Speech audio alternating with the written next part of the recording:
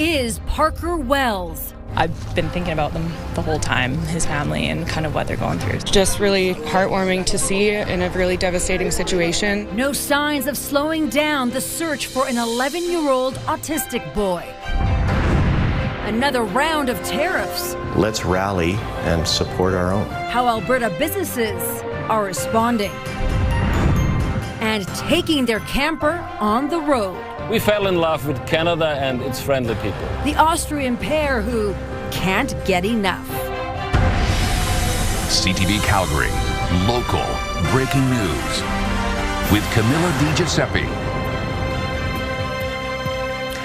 Good evening. Investigators are hoping a map outlining the presumed path Parker Wells may have taken before he vanished will help in the massive and relentless search underway in our city now 6 days in. The autistic boy walked away from his day home last Thursday in the Northwest. As Tyson Fedor reports, we're hearing for the first time from the agency that had Parker in its care the day he disappeared.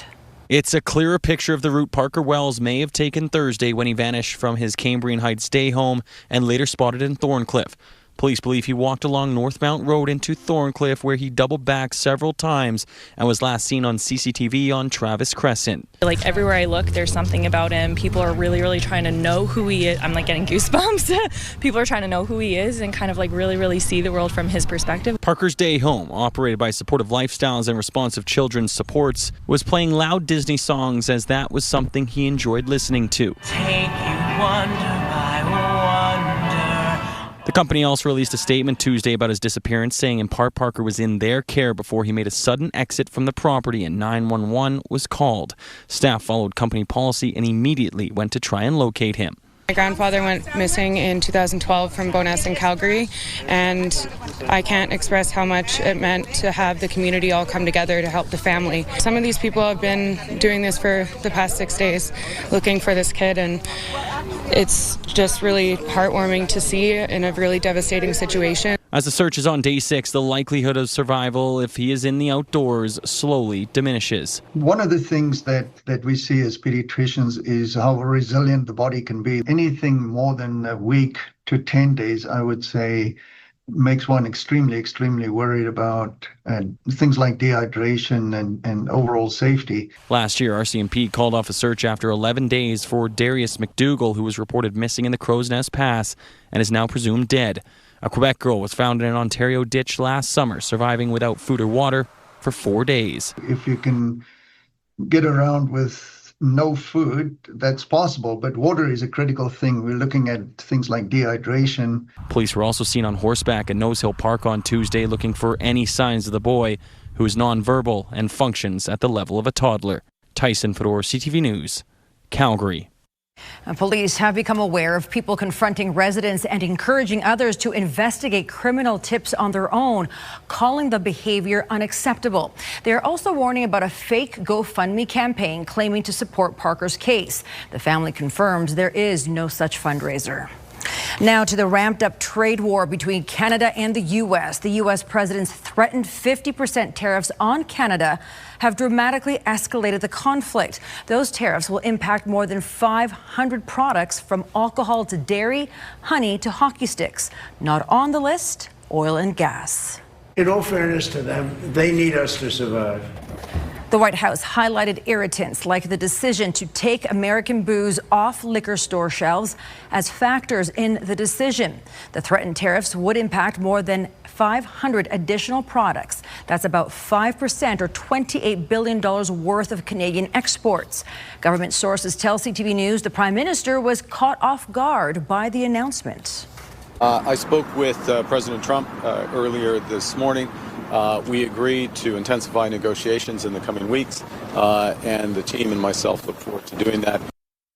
The premiers of 9 provinces are stepping up to adapt to the tariff threat, announcing today they are removing barriers to interprovincial sale of alcohol in Calgary. Some businesses are bracing for the next wave of uncertainty.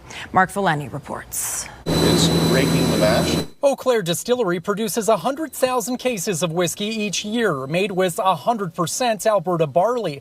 The Diamond Valley-based company currently exports to 15 U.S. states, but that could change if it becomes too expensive for buyers. A $40 bottle is probably going to be a $50 bottle. You know, as an industry, we're caught a little bit in the crossfire. It comes after President Donald Trump announced a 30-day countdown this week for 50% tariffs on Canadian alcohol exported to the U.S. Alberta whiskey producers say it creates a whole mess of uncertainty. Calling your distributors, getting product over there within 30 days, and then let alone all this rush to it might not happen. But there is good news. At the Premier's meeting in PEI, an agreement was reached for Alberta liquor producers to now sell their beer, wine, and spirits directly to consumers in all provinces except Quebec. Premier Smith adds that any retaliatory tariffs against the U.S. aren't the answer right now as negotiations continue. If diplomacy prevails, both sides put a lot of resources into it. So I hope that that's what we see over the next 30 days. While Alberta's main export, energy, isn't affected by the tariffs, the province says it's always adapting. That diversification of businesses is obviously very important. So you're not putting all your eggs in one basket. And since Trump is adding a 50% tariff on Canadian hockey equipment, some worry about what it could mean for prices here. Kidsport Calgary relies heavily on donations from major Canadian suppliers. If that changes their accessibility and makes it tougher for families to access sport, then it's really tough to see. This is all about leverage. But experts say this could all just be another distraction by Trump, with a broader objective to pressure Canada into making other trade concessions. This is a deliberate strategy by the administration to try and play Canadians against each other, to try to raise fear and uncertainty. As for impacted businesses, many say the only answer right now is simple. Let's rally and support our own. Mark Villani, CTV News, Calgary. Blanket rezoning is back on the agenda at City Hall. The city wants hundreds of properties to go ahead with their redevelopment plans, but dozens of Calgarians say the process has been rushed. Jordan Canagan has more. As Calgary rolls back blanket rezoning, hundreds of properties are stuck in the middle. The challenge was always the projects that were in mid-flight. Us as a council, we need to weigh the community concerns, but also the legal risks to the city of Calgary. Nearly 250 redevelopment projects were already underway or had just been applied for when the decision to repeal upzoning was made in April. Now council will decide whether those properties could be given exemptions and carry on with densification. So I think that's what we need to ultimately remember, is that we made significant changes, and we need to kind of clean up a little bit of the dust that's left over. But the debate has kicked up a lot of dust. It creates this anguish with the neighbors around it that are still in limbo and still know that one of these RCG or HGO developments can occur next to them and they won't have a say in it. Around 100 speakers showing up to City Hall Tuesday. Most want to see all properties reverted back to zoning they were under before blanket rezoning took effect in 2024. Recognize the need for housing, but I don't know if this is the way to go about it. To provide more affordable housing. That's my opinion on it. And as a resident, it's disheartening for sure. It's nerve-wracking. They say some applications were rushed to try to beat the repeal deadline, and there wasn't adequate community feedback. You'll probably hear some arguments regarding, the developers will sue us. Well, I'm thinking about those homeowners, and there's many of them that are impacted. Anyone can sue anyone, but it doesn't mean they're going to win. Jordan Canagan, CTV News, Calgary. One of the Premier's senior cabinet members again dodged questions today about how he'll vote in the upcoming referendum on whether Alberta should remain in Canada. The October referendum vote is something for all Albertans. It's not a vote in the legislature. We're not having MLAs vote on whether we should stay in Canada or whether we should start a binding referendum to put to Albertans. Despite repeatedly being asked by reporters, Transportation Minister Devin Dreeshen avoided giving any hint of how he plans to mark his October 19th referendum ballot. Danielle Smith and many members of her cabinet have publicly endorsed staying in Canada. Smith has said that while she doesn't police personal views, the official position of her government and the UCP is that Alberta should remain in Confederation. Alberta and its construction contractor are touting another milestone in the Deerfoot Trail Improvements Project. The new Ivor Strong Bridge over the Bow River in the southeast has been completed, but regular traffic flow will not return anytime soon. On Monday, traffic will shift to the new bridge and rehabilitation will begin on the existing bridge. Once fully operational, the new bridge will carry all southbound traffic while the existing bridge carries northbound vehicles. Both structures will have 4 lanes in each direction. This achievement would not have been possible without the strong partnership that exists between ACON and the Government of Alberta. We're proud to work alongside the province on a project that delivers lasting benefits to Calgarians. The Ivor Strong Bridge twinning is part of the larger $700 million project to improve several sections of Deerfoot Trail. Work will continue well into 2027. It's been a relatively smoke-free summer in Calgary compared to other parts of Canada, but that luck may not last. Forecasters are keeping a close eye on other wildfires that could impact our sky and our air quality. Moses Woldu explains. It's a good day for these golfers taking swings at the Bennington driving range, even if the horizon looks a bit smoky. This is not enough smoke to cause a problem, although I might be cursing because I missed it. I hit a good one and lose it in the smoke, but it doesn't look like it's going to be that way so far. I try to seize every opportunity to go out, and especially when it's a little clearer than most times of the day, and just try to take advantage of the time. It doesn't seem to bother this group from the Urban Walkers Winter Club either. They're relaxing after their hike. We always kind of watch things like that, the weather, the smoke. It wasn't bad. It was maybe a 4 or 5 this morning, but it seemed to clear, as we got here. The smoke from the wildfires in the north has started to roll in, covering Calgary's skyline. So far here, summer has been relatively smoke-free, and nothing compared to what's being seen in central and northern Alberta. Edmonton's air quality index reached a high-risk level of 10. Much of the province is blanketed in smoke, but a lot of that smoke is actually coming from the Northwest Territories. Matt Loney of Environment and Climate Change Canada says Calgary has been fortunate so far, with winds moving the smoke south. However, experts are keeping their eyes on fires in the BC interior and Washington state.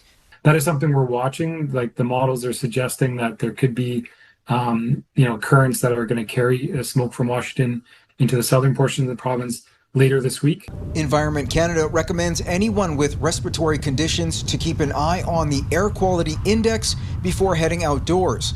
As for these golfers, they plan to take advantage of the weather as much as they can. We've been lucky so far this year, a lot better than Eastern Canada. I'm here every day, mostly sometimes 2 times a day, and that doesn't stop me, but I hope it doesn't stop other people as well. Moses Woldu, CTV News, Calgary.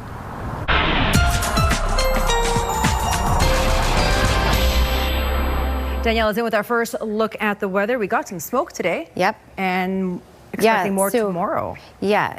Early today at 5 a.m. we were at 7, which is high risk. But for much of the day, we were ranged between moderate to low on that air quality health index. So not as poor as what they were dealing with to the north of us near Edmonton and for central Alberta. But you definitely saw it in the horizon. You definitely smelled it at times. So we're looking at ranging from low to moderate once again tomorrow. So you can expect these waves of smoke to move in at times really for the rest of this week. Tomorrow, a high of 29 degrees. It will feel more like 31 with that lovely humidity. This does come with lots of sunshine, very small risk of any sort of thunderstorm activity tomorrow in the city. Your full forecast is just ahead. Danielle, thank you so much. Next on CTV News, a safe place for all. Canada's first park geared toward people with dementia right here in Calgary.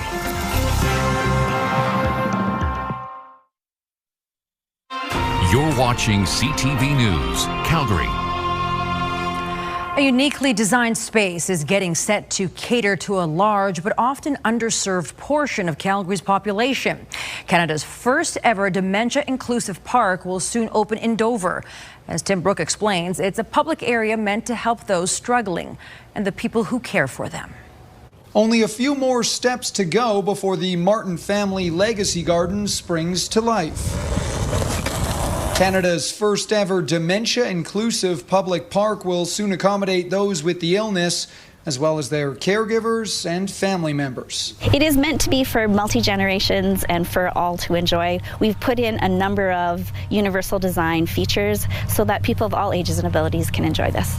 Visitors here will see plenty of seating areas, extensive greenery, sensory elements, and even an accessible playground.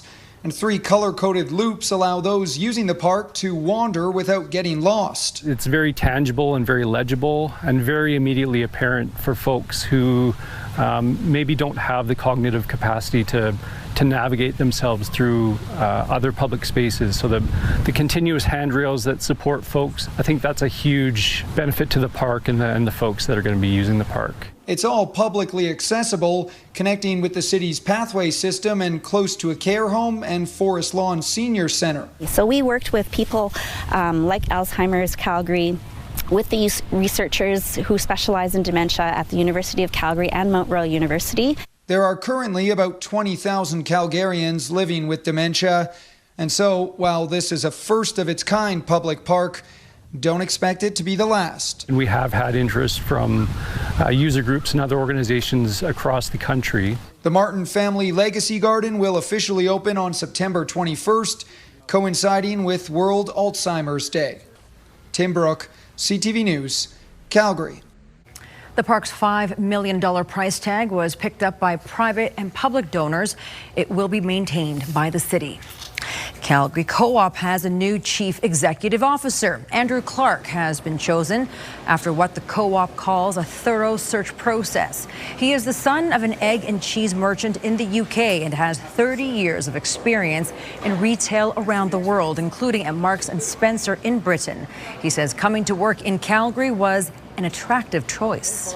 If I think you are able to serve members effectively, lead team members with passion, and ultimately keep learning every single day of your career, you can be effective. You can be effective here, Paris, Houston, San Francisco, and many of the other places that I've had the privilege to run businesses. Clark says he wants to make more use of artificial intelligence to power the Co-op app and to help make employees' jobs more efficient. Calgary Co-op has more than 500,000 members. Well, Danielle's up next with her Skywatch forecast. Smoky, very hot. The conditions that are right ahead of us for the next several days. Details next.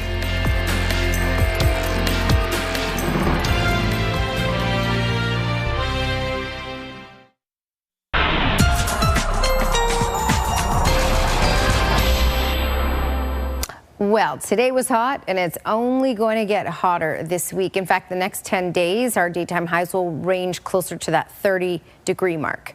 Today in the city, the high was 26, Lethbridge 26 as well, and 29 for Brooks, 28 for Medicine Hat. Humidity was also in the air, so you can tack on about 2 to 3 degrees to these temperatures, and that's what it actually felt like out there with the humidity. We did have some smoky conditions at times, and that's really what you can expect. You can expect waves of smokier air to roll on in at times really throughout the rest of the week, and certainly through the next 12 to 24 hours. Earlier today, when you look at the scale here, earlier today in the city at 5 a.m. we were at 7, which is high risk on the air quality health index. We've been down to the low end, so we were in the moderate for much of the morning and then low end for the afternoon. For the next 12 to 24 hours, we'll range from low to moderate. We've been getting this air from the southeast, which has been clearing things out a little bit.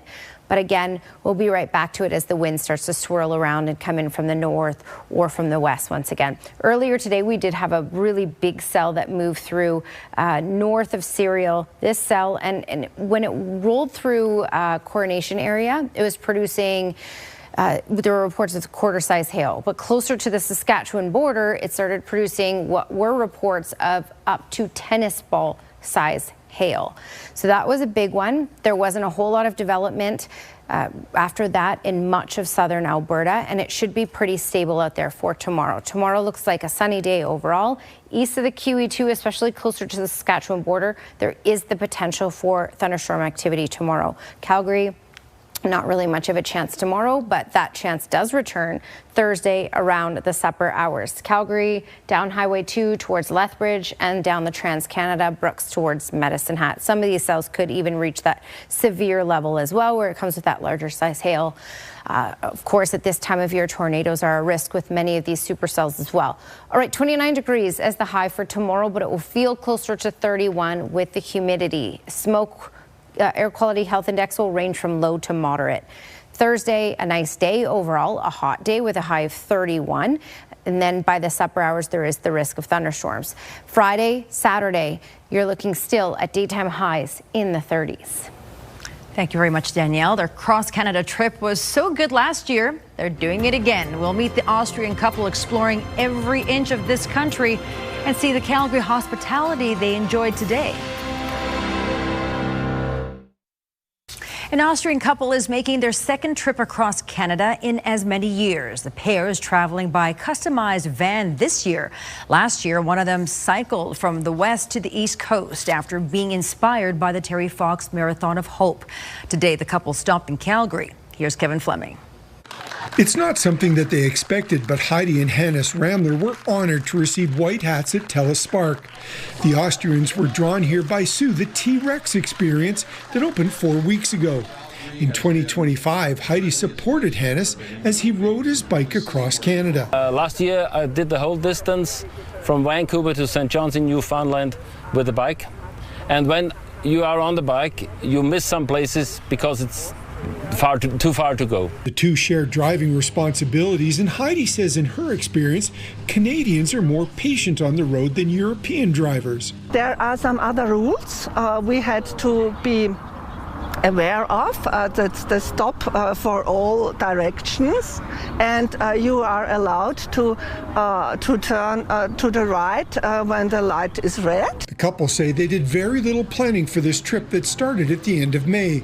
They're enjoying meeting people and seeing more of the country and what it has to offer in their camper van that Hannes custom built. We stay on municipal campgrounds and national park and so on, and sometimes we go to a hotel to get a little bit renewed.